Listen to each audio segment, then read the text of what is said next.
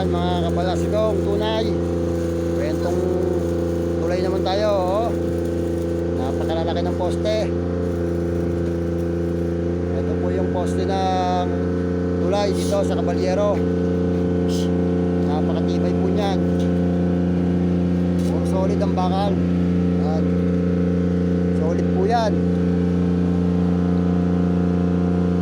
Kwentong Caballero tayo, ginagawa ng tropa para matibay na matibay.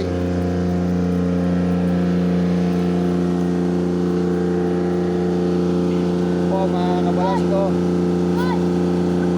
napakatibay po yan. Talaga po inutos na.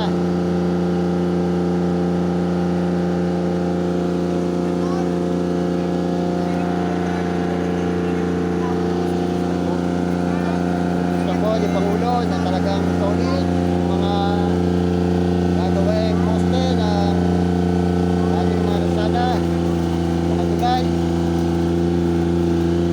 At talagang solid. Kaya namin na may welding pa. Solid po yan. Yan. Ako po yung nagbablog dito sa Caballero. Yan. Dito po di ako dumadaan pa uwi. Galing po sa farm ng pare ko. Sita lagi pagka walang trabaho. Siyempre, shortcut pa uwi dito sa aming bilog sa Caballero. Ayan. Napakalalaki po ng mga bakal. Talagang solid na po ang pinapalagay ni BBM. Ayaw pong masisira. Yan, ito. At papakita ko naman sa inyo yung mga winelding. At nilagyan ng alambreng poste. Ito. Yan. Grabe po talaga ang mga bakal niyan. Solid, oh. Pipinturahan pa po yan bago kabitan. Yan. Ito, yan talagang mga Taga-alaga ni Parente break time. Kaya ito, magbabasketball daw muna.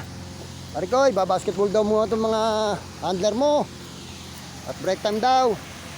Ito po yung aming prinsan na pinapaliguan namin nung araw ng mga kabataan namin, na mga naka brief lang kung maligo dito. Yan. Yung mga umabot na naliligo rito. Ito po. Medyo marumi na ngayon, hindi kagaya dati. Dati pwede pasahin yan. Tubig na yan. Eh lumipas ang panahon, medyo dumumi-dumi na. Hindi na natin pwedeng paliguan yan. Yan.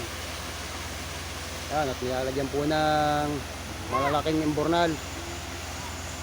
Yung galing daw sa Tabana.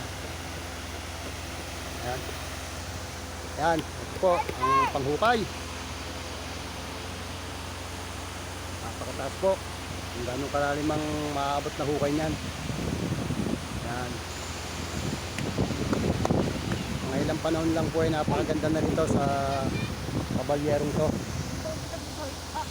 Laktawan kung tawagin, mga kabalasi ko. Yan. Shortcut po yan, magiging shortcut na daanan.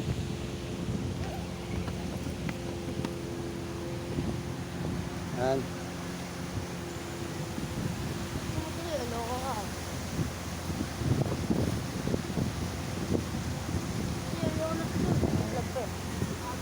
Dito na po. Dito na po kami dadaan sa taas. Shortcut. Shortcut papuntang Maynila. Shortcut na po. Yan, shortcut na. Nakalaki ng ginagamit na paghukay. Blade, oh. Talagang may bobol na sagad. Mga kabalas ito. Ayan. Mga tropa, oh. Alas 12 pawas yan.